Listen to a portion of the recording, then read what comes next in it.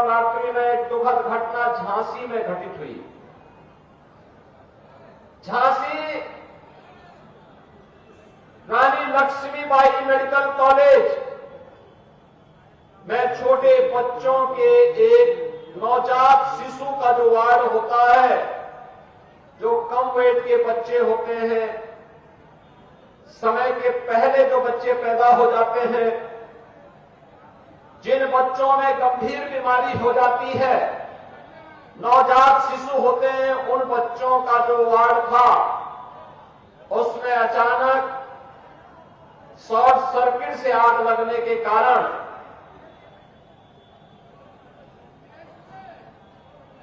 वहां पर एक दर्दनाक घटना घटित हो गई थी।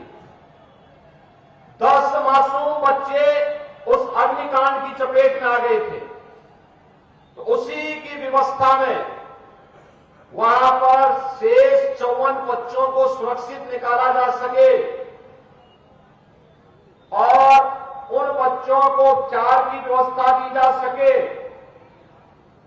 इसकी व्यवस्था में देर रात्रि से ही हम लोग लगे थे और रात्रि में ही स्वास्थ्य मंत्री और प्रदेश के डिप्टी सीएम श्री ब्रजेश पाठक जी भी वहां पहुंच गए थे और 10 बच्चों की वहां दुखद मौत हुई है।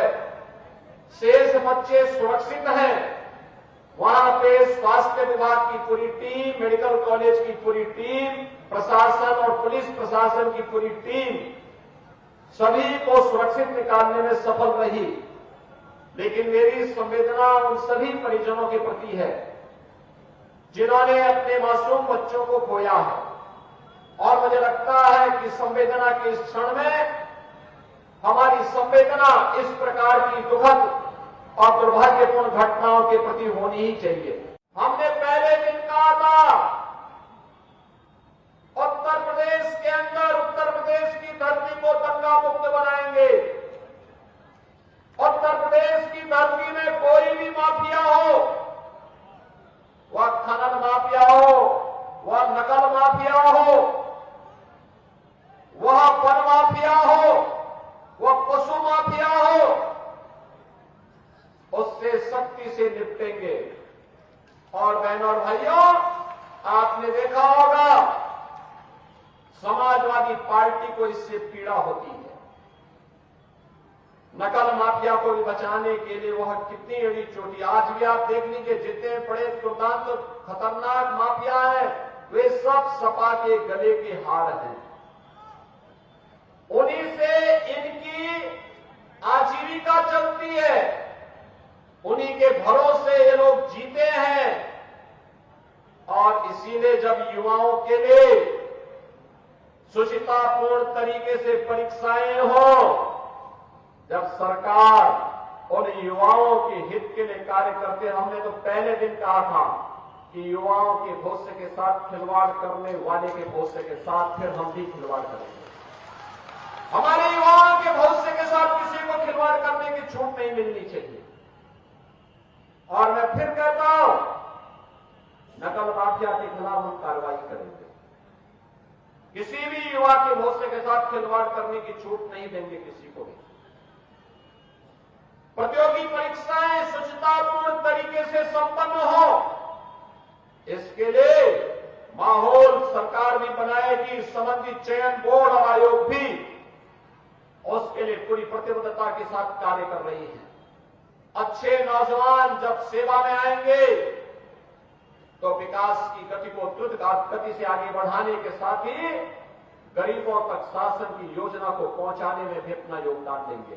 बहनों और भाइयों, ये समाजवादी पार्टी राम मंदिर का विरोध करती है, दीपोत्सव का विरोध करती है, देव दीपावली का विरोध करती है, परीक्षाओं की शुचिता का विरोध करती है, विकास के कार्यों का विरोध करती है, गरीब कल्याणकारी योजनाओं को, जो गरीबों को लाभ मिलता है, उसका भी विरोध करती है। यह तो केवल और केवल बांटने की राजनीति पे विश्वास करती है। बहनों और भाइयों, अयोध्या में 500 वर्षों का इंतजार क्यों हमें करना पड़ा था? क्यों करना पड़ा था?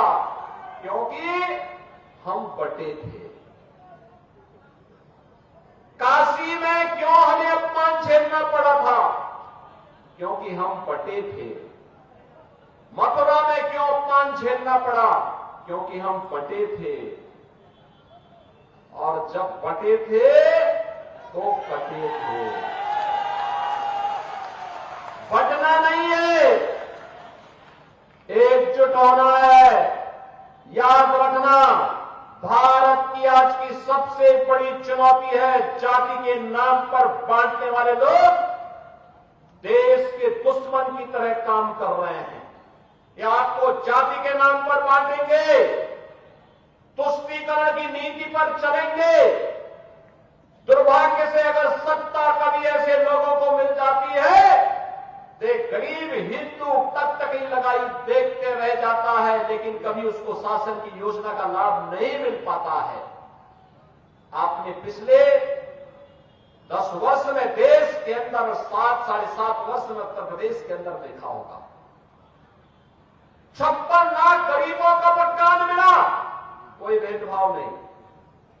2.5 करोड़ से अधिक गरीबों के घर में शौचालय बने, कोई भेदभाव नहीं। लगभग 2 करोड़ गरीबों के घर में उज्ज्वला योजना का रसोई गैस का सिलेंडर पहुंचा, कोई भेदभाव नहीं।